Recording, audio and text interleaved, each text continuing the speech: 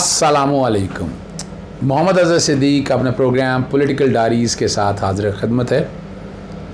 आज 5 जुलाई 2022 बरोज़ मंगल सुबह 7 बजे आप ये प्रोग्राम देख रहे होंगे। बहुत से इशूज़ पे गुफ्तगू करनी है मेरी। आज यानी कल वज़ीर-ए-आज़म इमरान खान साहब से बड़ी तफसीली बात हुई, हाई होप्स में हैं और मैं आपके साथ उनका पूरा शेड्यूल ये 2 जुलाई से 14 जुलाई के जलसों का शेयर कर रहा हूँ।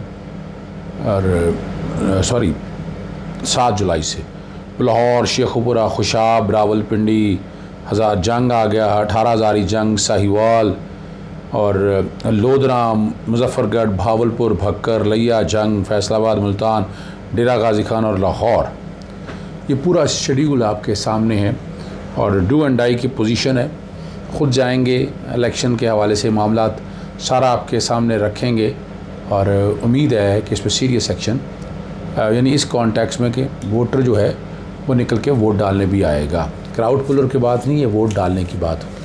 इलेक्शन कमीशन धांधली कंट्रोल करने में नाकाम हो चुका है। तो प्री पोल रिगिंग कैसे, मिसाल के तौर पर मैं छोटी सी बात आप जहन में रखिएगा, ट्रांसफ़र कर दी गई डीजी नैब के अंदर, नैब के ट्रांसफ़र्स कर दी गई और उस ट्रांसफ़र पे बाकायदा जो है ख़ास तौर पर रिटर्निंग ऑफिसर रावलपिंडी ने सीरियस एक्शन लिया, बड़ा सीरियस एक्शन लिया और कहा कि ये ट्रांसफ़र जो है ना ये आइन और कानून के ख़िलाफ़ है। कोड ऑफ कंडक्ट दिया उसके ख़िलाफ़ भी और सुप्रीम कोर्ट की जजमेंट के ख़िलाफ़ भी। सुप्रीम कोर्ट की जजमेंट भी बैकग्राउंड पे चल रही है और code of conduct election commission of Pakistan भी बैकग्राउंड पे चल रहा है। इस पे फौरी एक्शन लिया गया इलेक्शन कमीशन की जानिब से और बाकायदा फिर जो डिस्ट्रिक्ट रिटर्निंग ऑफिसर है जो पंजाब का, उन्होंने बयान के हवाले से कन्वे कर दिया और उन्होंने कहा ये सारी ट्रांसफ़र जो है ना आप वापस लें। वो भी मैंने बैकग्राउंड पे आपके साथ चला दिया। दूसरा, बड़ी तेज़ी से जो है ना वो एंटी करप्शन महकमा आजकल अपने इख्तियार से तजावज़ करके बहुत से लोगों को, और यहाँ कोई नहीं बोल रहा है इस वक्त इलेक्शन को आप एंटी करप्शन डिपार्टमेंट का रोल क्या है। जितनी पॉलिटिकल विक्टिमाइजेशन इस वक्त पंजाब एंटी करप्शन डिपार्टमेंट में हो रही है, कहीं नहीं हो रही है। बता दें KPK में हो रहा है, सिंध में हो रहा है, या यहीं पर ऐसा क्या उजागर आ गया। और अभी रिसेंट क्या है, जो इमरान खान साहब की अहलिया बुशरा बेबी के भाई जो है ना अहमद मुश्तबा को तहकीकात के लिए तलब कर लिया। वो कह रही है अपने फ्रंटमैन ताहिर ज़हूर के ज़रिए सरकारी ज़मीन पर कब्ज़ा कराया। 6 जुलाई को एंटी करप्शन साहिवाल रीजन में पेश होने की हिदायत। मुलज़मों ने सरकारी ख़जाने को 20 करोड़ का नुकसान पहुँचाया और वो जो बाकायदा नोटिफिकेशन भी है वो भी बैकग्राउंड पे चल रहा है।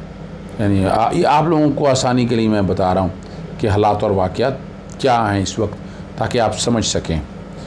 यहीं मैं आगे चलने से कबर, चूँकि दौरा शेरा है, यहाँ गरीदा फ़रूकी काबू आ गई, हमारे प्यारे अनवर मंसूर के प्रोग्राम में महर बुखारी भी थी और जावेद चौधरी भी बड़ी वजाहत के साथ गरीदा फ़रूकी की इससे ज़्यादा बेइज्जती का डू मरने का मकाम है। घर बैठे हैं आराम से बीबी, आप क्या साबित करना चाहती हैं? आप एंकर हैं, प्रोफेशनल कोर्स होना चाहिए आप जैसे लोगों का। और जो कुछ कहा ज़रा सुन लीजिएगा तो आपको समझ आ जाएगी इससे ज़्यादा बेइज्जती और क्या हो सकती है। ये जो बुशरा बीबी साहिबा की ऑडियो है और social media head doctor Arsalan, जो कि ना सिर्फ पाकिस्तान तहरीक इंसाफ जो कि एक सियासी जमात है, बल्कि ऐसी सियासी जमात जो कि पाकिस्तान के हुक्मरान भी रही है, जिसमें साबिक वज़ीर-ए-आज़म इमरान खान रहे हैं। अब इमरान खान साहब की एहलिया बुशरा बीबी साहिबा की ये 100% ऑथेंटिक ऑडियो है, ये उन्हीं की है और आप ये समझ लें कि इसका फोरेंसिक हुआ है। ये साबित शुदा है कि ये ऑडियो बुशरा बीबी साहिबा की और साथ में डॉक्टर अरसलान खालिद की है। फोरेंसिक किया है इसका गरीदा? ये आप आने वाले दिनों में पता चल जाएगा, बड़ी बातें खुल जाएंगी, बड़ी ऑडियो लीक्स होनी है अभी थोड़ी सी। और ये कोई पहले नहीं है जो बुशरा बीबी साहिबा के सामने आई है, इसके बाद और भी ऑडियोज आनी है जिसमें बड़ा कुछ खुल के सामने आएगा कि वो साबिक वज़ीर आज़म इमरान खान साहब के दौरे हुक्मरानी के दौरान देखिए। और फिर मैं आपको आगे लेके चलूँ, सुप्रीम कोर्ट में जो रजिस्ट्रार ने जो नैब लॉ के कवानीन के तहत जो पटिशन थी वो वापस कर दिया।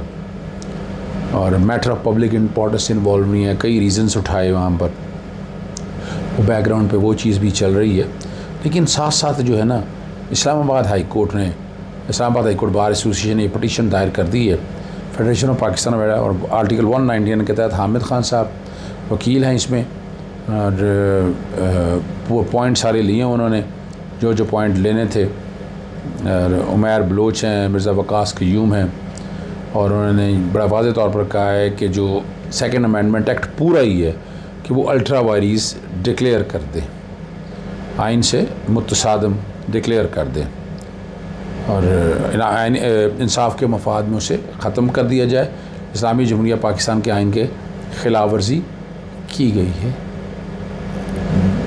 चाहे देर आए दुरुस्त आए, ये आप समझ सकते हैं कि बातें किस तरफ चल रही हैं और हो क्या रहा है। आप लोगों को समझ आ जानी चाहिए कि इसके अलावा रेमेडी अब और कोई नज़र नहीं आती है। इदारे तकरीबन तबाह कर दिए हैं, करप्शन पे कोई पूछ नहीं सकता। प्राइवेट बिज़नेस में बिल्कुल ये अच्छा है, जायज़ है, लेकिन ये कानून मैं नहीं देखता इसको वजूद इसका। इस्लामाबाद हाई कोर्ट इस पर क्या नोटिस करती है, लेकिन ये बड़ा मुश्किल है इसको सस्टेन करना। आप इस तरह यानी आप लाइसेंस टू करप्शन नहीं दे सकते। लाइसेंस टू करप्शन है, बता दें सलमान वहाँ डीलें करता फिर रहा है ट्रकी में बैठ के, और यहाँ हमज़ा जो है क्या कर रहा है, वो बाकायदा कह रहा मुफ्त दे दूँगा जी, 100 यूनिट तक दे दूँगा। ये इलेक्शन रिगिंग नहीं है तो और क्या है। तौहीन अदालत की दरख्वास्त बनती है, ख़ास तौर पर सुप्रीम कोर्ट के बाद, और हर हल्के में इस वक्त डेवलपमेंट का काम जारी है। कोई शिकायत डिस्ट्रिक्ट रिटर्निंग ऑफिसर में एक एक पीटीआई के वर्कर्स जाएं, जाकर हर हल्के की वो तस्वीरें उतारें, वहाँ डाटा सारा वसूल कराएं, कुछ मुझ तक भेज दें, मैं भी अपने तय वो देख लेता हूँ। अगर तौहीन अदालत की दरख्वास्त दायर करनी है तो आप समझ सकेंगे कि हालात और वाक़यात क्या हैं। आप आगे बढ़ेंगे तो ये रुकेंगे, वरना नहीं ये रुकने वाले। मैं बता दूँ आपको, ये तो जो काम अपना करना चाहते हैं वो करके रहेंगे, पीछे नहीं हटेंगे, पीछे नहीं हटेंगे इन सारे मामलात में। और इसलिए इसको सख्ती से देखना है। वोटिंग का ट्रांसफ़र, पोस्टिंग, वो सारी मैंने चीज़ें आप लोगों के सामने रखी हैं।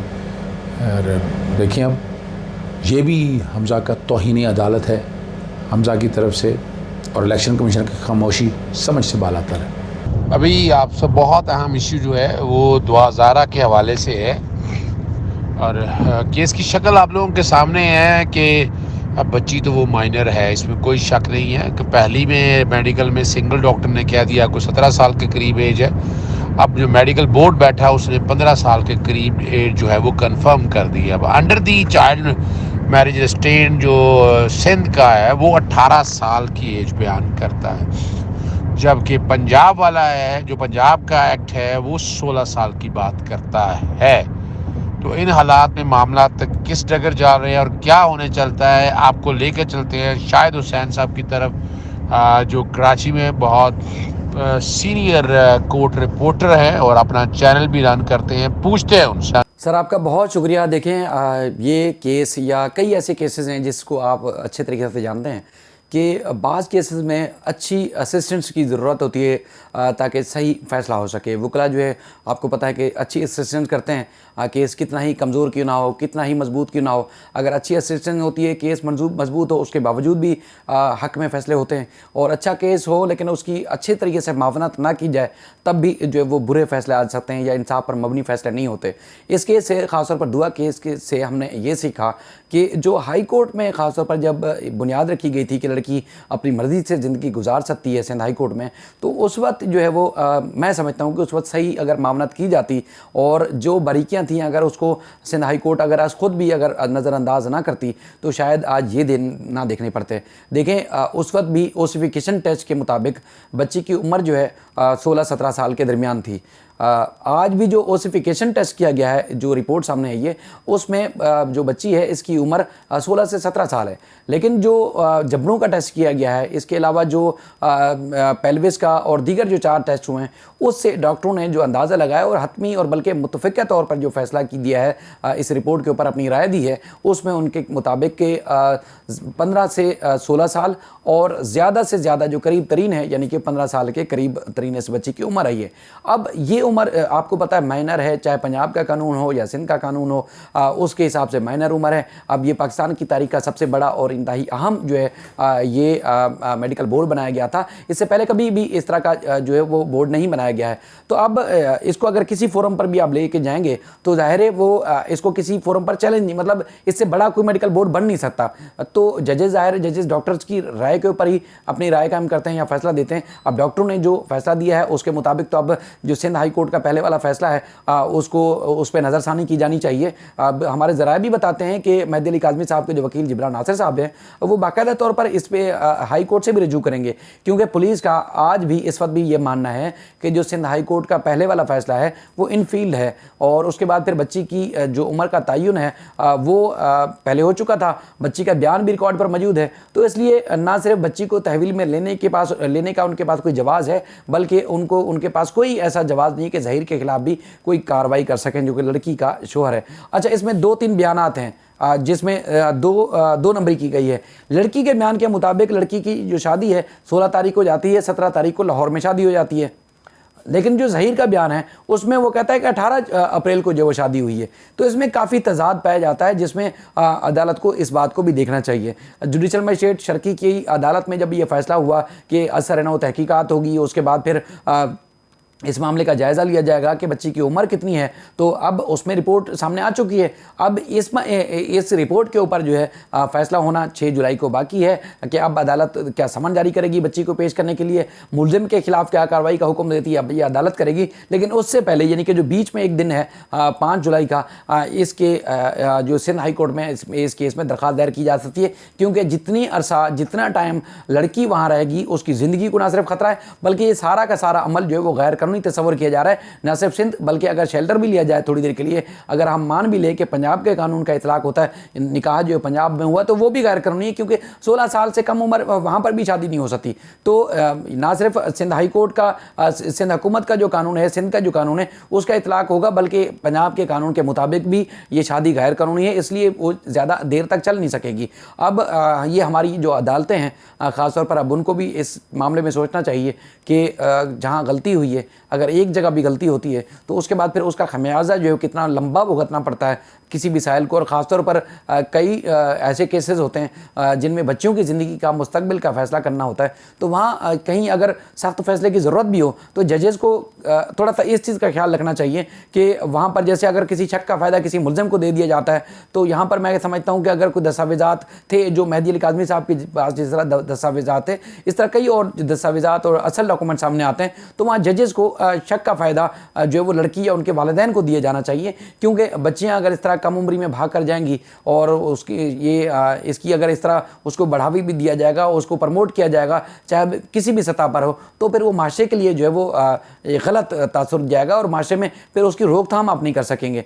तो इसलिए मैं समझता हूँ कि ये हमारे मुस्तकबिल का भी तयन करेगा कि लड़कियों की शादियों के लिए उसमें अगर सिंध का कानून 18 साल का है, पंजाब में 16 साल का आप जाके शेल्टर लेंगे तब भी गैर कानूनी, और अगर इस तरह शेल्टर लिया भी जाता है तो उस तरह सूबों को अब सोचना चाहिए, इस तरह की कानून साजी करनी चाहिए कि एक जगह से अगर भाग के दूसरे का कोई शादी कर लेता है, दूसरे कानून का फ़ायदा उठाने की कोशिश करेगा तो वो भी गैर कानूनी अमल होगा। यानी कि उसमें उस ताज़ीरात पाकिस्तान की दफ़ा का इतलाक इस केस में भी होने जा रहा है जो कि जो ताज़ीरात पाकिस्तान की दफ़ा 161 और 163 का इतलाक है। यानी कि एक तो माइनर बच्चा जब अगर भाग के भी जाएगा, यानी कि अपनी मर्ज़ी से जाएगा, लेकिन उसमें बहला फुसला कर ले जाया जाएगा, तो उसका जो है वो जुर्म तस्वर किया जाएगा और अगवा के ज़ुमरे में आएगा। तो उम्मीद है कि ये मामला आगे बेहतर की तरफ जाएगा, और आपसे भी हमें तवक्कुआत हैं कि आप के सामने जब इस तरह के केस आएंगे तो आप भी फ़ाइट करेंगे, और अब इस तरह कोई माफिया या इस तरह के 2 नंबर टाइप के जो मोहब्बत करने वाले लोग हैं वो इन कवानीन से फ़ायदा नहीं उठा सकेंगे। इजाज़त चाहता हूँ। अस्सलाम वालेकुम, अल्लाह हाफ़िज़, पाकिस्तान जिंदाबाद।